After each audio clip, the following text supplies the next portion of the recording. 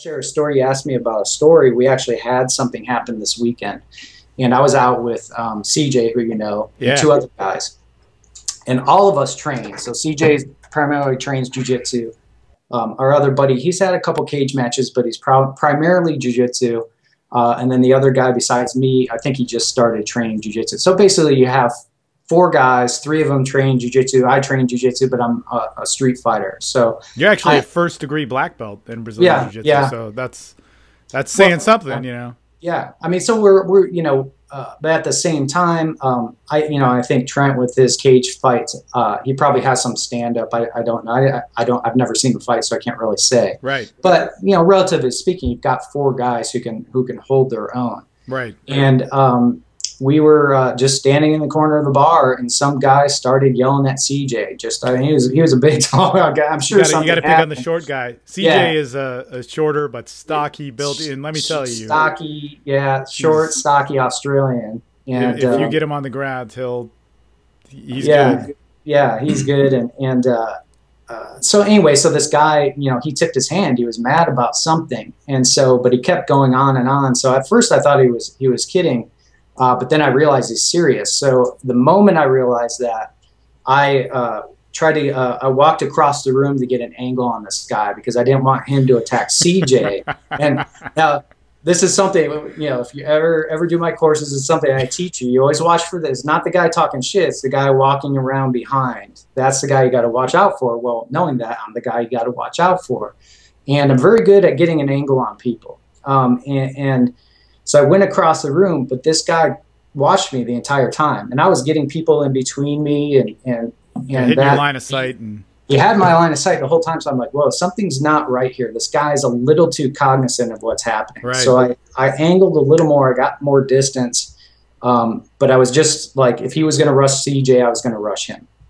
And so at the next point, Trent came over to me, and he watched both of us. So I told Trent, I said, something's not right here. This guy is too aware of us, and he knows other people in the bar. I said, we're basically a step behind. We don't know who's friends with who.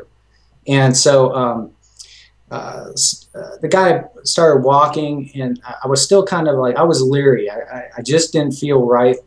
And then that guy started talking that he was going to kill the smallest guy of us, and which wasn't CJ, it was actually the other guy with us. So I just told them, I said, look, something's not right. Get your friend. Let's get out of here, because this guy he's done this too many times. So we went out the back door. Somebody tried to stop us. We shoved him aside.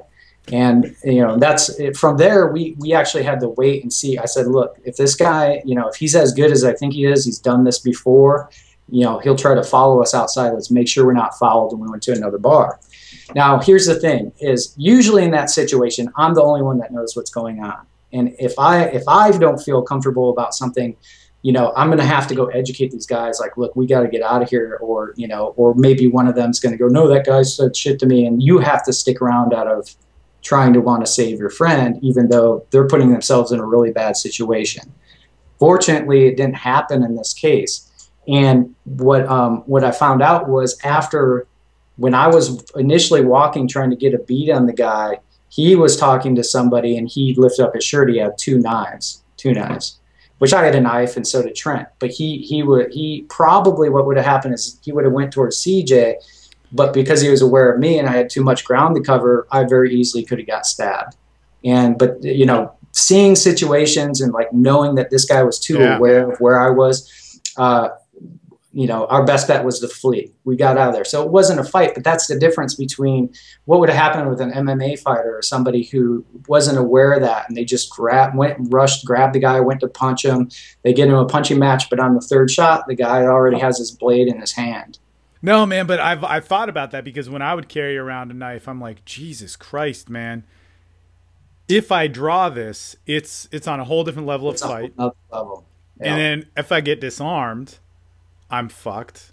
You know, if he has a knife, then it's just so crazy to, and I actually stopped carrying him around, because it was just like, it built an odd mentality within me that I did not. Yeah, you know, Vunak won't carry a knife because he even Dan Insano always says the art will come out if I get attacked. So I won't carry a knife because it's gonna be there.